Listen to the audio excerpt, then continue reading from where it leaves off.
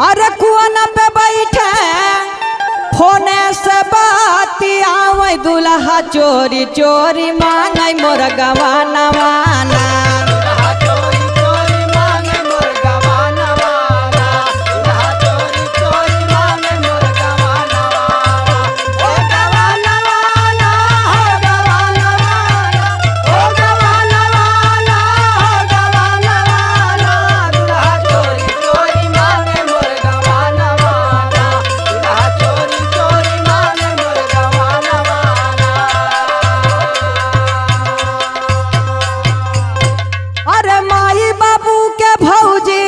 सुनत हूँ ना? हाँ नंदू बोला।